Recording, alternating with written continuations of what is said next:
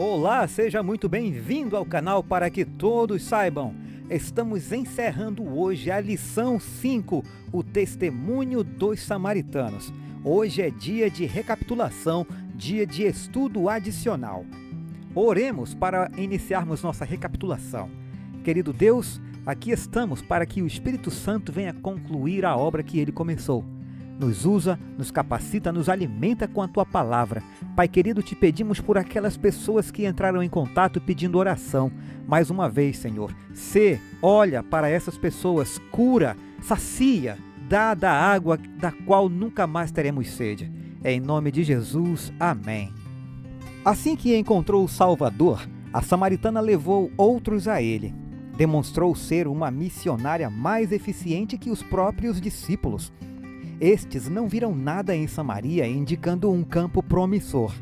Tinham os olhos fixos em uma grande obra a ser feita no mundo. Não viram que bem ao redor deles havia uma colheita a fazer. No entanto, por meio da mulher que haviam desprezado, toda uma cidade foi levada a ouvir o Salvador. Ela transmitiu imediatamente a luz a seus concidadãos. Essa mulher representa a atitude de uma fé prática em Cristo. Todo verdadeiro discípulo nasce no reino de Deus como missionário. Aquele que bebe da água viva se torna fonte de vida, e o que recebe se torna doador.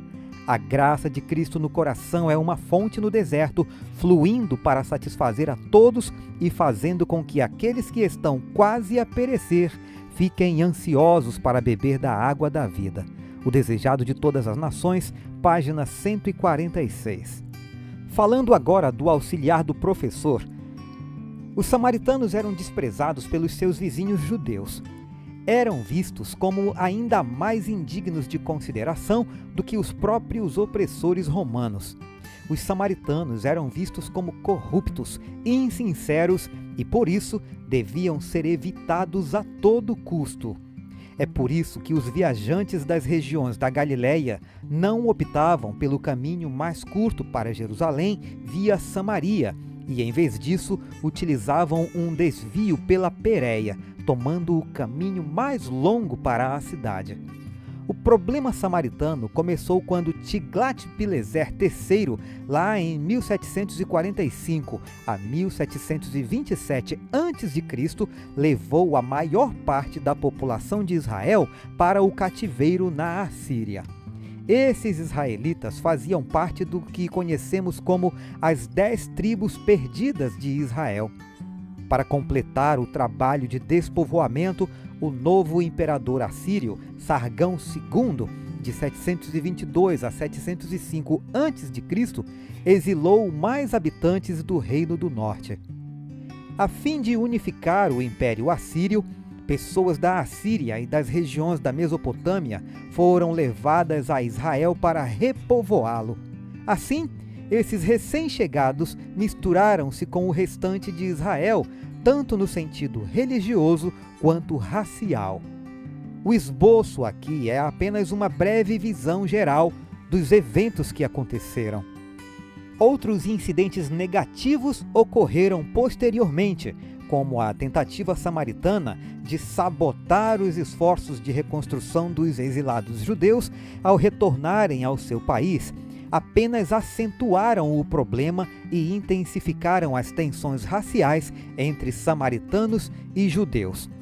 Vamos ver o comentário agora sobre a mulher junto ao poço, que está relatada em João 4, versos 1 ao 15.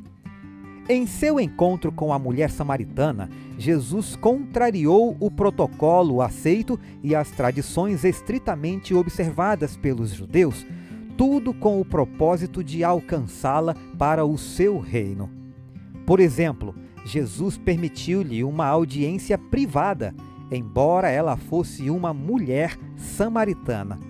Ele pediu-lhe um favor, algo que não era socialmente aceitável, pois os judeus evitavam relações com aqueles considerados desprezíveis e impuros, especialmente mulheres.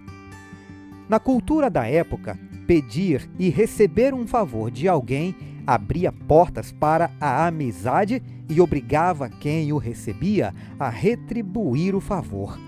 A mulher pareceu chocada porque Jesus, um judeu, pediu a ela, uma desprezada mulher samaritana, que fizesse algo por ele, iniciando assim um relacionamento.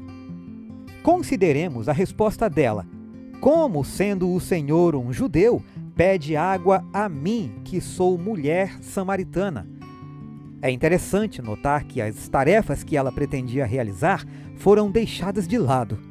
Ela tinha a intenção de levar uma vasilha de água para sua aldeia, Sicar, mas empolgada com sua incrível descoberta da água da vida, deixou a vasilha cheia para trás.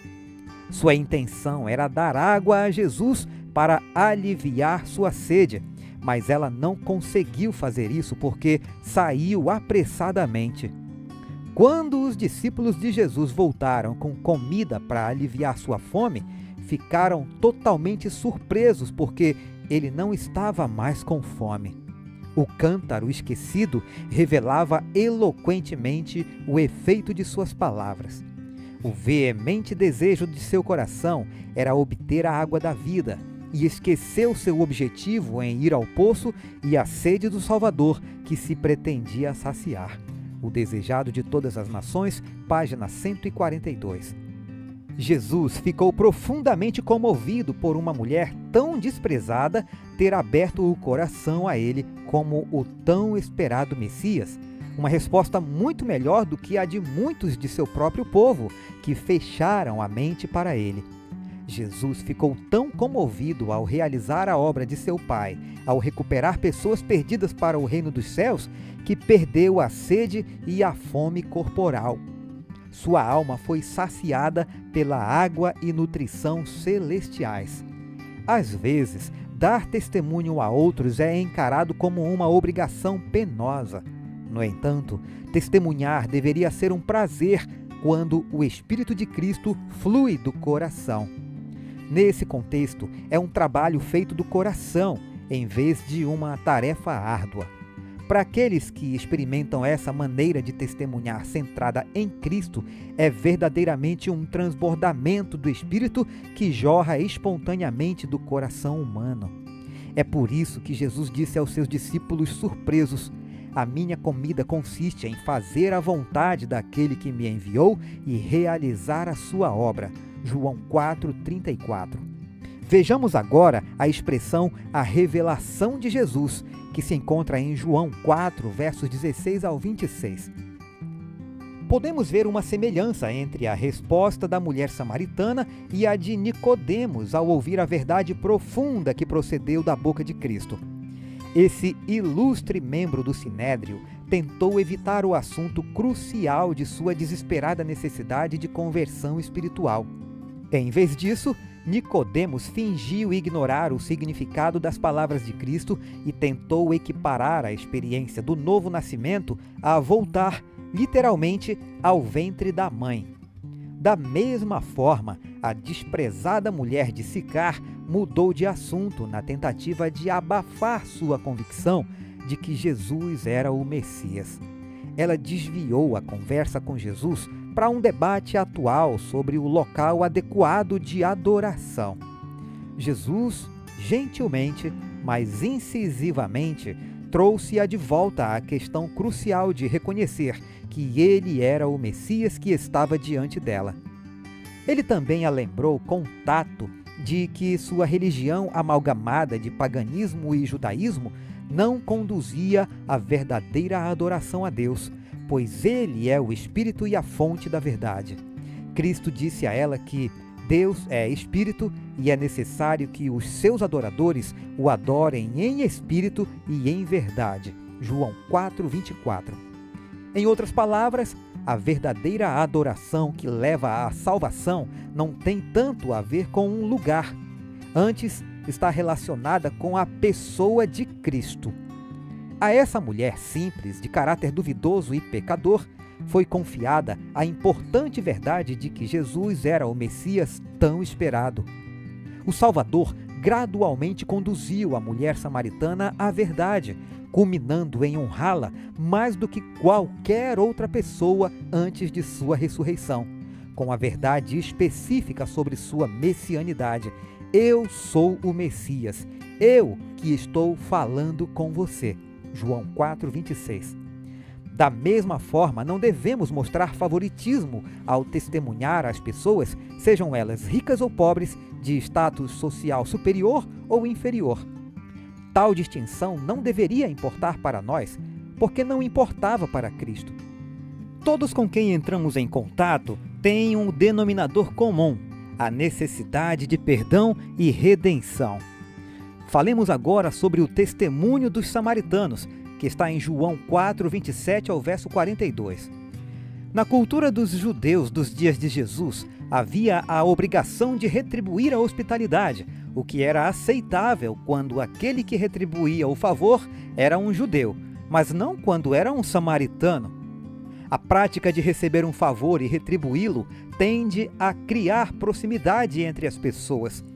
Por essa razão, os judeus eram totalmente contrários a essa prática com estrangeiros.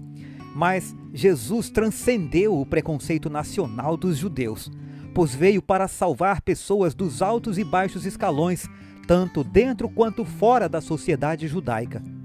Além disso, por que tal obrigação social o incomodaria quando sua missão era chegar ao extremo de morrer pela humanidade?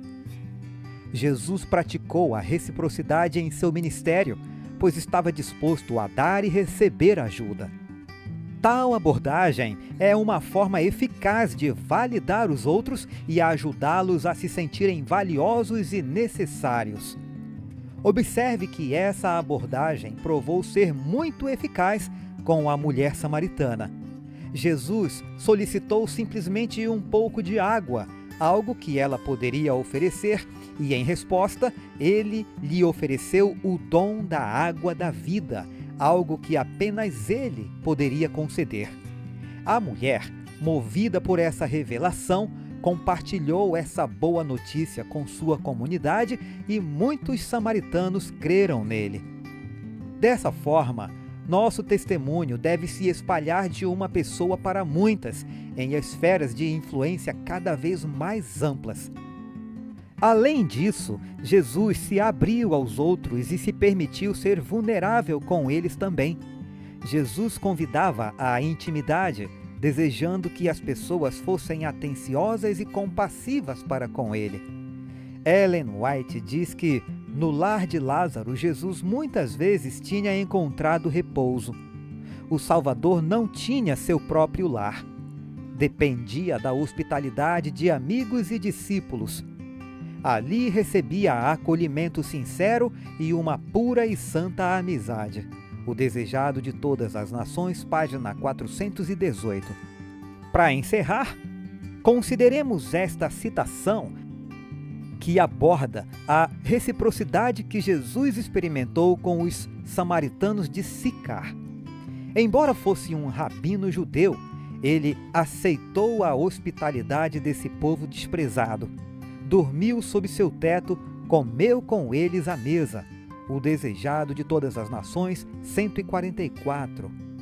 Muitas vezes achamos um desafio praticar a reciprocidade no nosso testemunho aos outros. Podemos nos sentir tão abençoados pelas maravilhosas verdades que Deus nos deu, que tendemos a ser aqueles que ajudam, mas frequentemente nos recusamos a ser aqueles que recebem ajuda. No entanto, nos tornaremos mais eficazes se nos humilharmos e seguirmos o exemplo de Cristo, que tanto dava quanto recebia. Vejamos agora algumas questões a serem consideradas para comentarmos com a classe. Atenção, professores, vamos lá. Quais desafios enfrentamos ao compartilhar nosso testemunho com vizinhos, colegas e amigos? Diferenças quanto a idiomas, origens raciais, tradições culturais e status econômico influenciam o nosso testemunho? Como Deus pode nos capacitar a superar esses desafios? Podemos aprender com o exemplo de Jesus, que deixou uma existência celestial perfeita para se envolver com todos os problemas e práticas pecaminosas que afetam a humanidade. A segunda pergunta é: imagine a seguinte situação. Os membros da igreja resistem ao evangelismo ou testemunho devido ao receio de que novos membros possam influenciar as práticas de adoração estabelecidas. Qual seria a sua resposta diante desse desafio? A terceira pergunta: pense no seu hobby favorito. Até que ponto você fica tão absorto no puro prazer de fazer isso que se esquece de comer?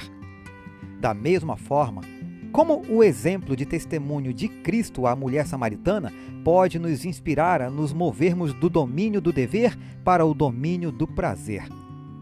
Quarta pergunta: como respondemos quando o Espírito Santo nos convence da verdade, da justiça e do pecado, especialmente em relação a aspectos que preferiríamos ignorar?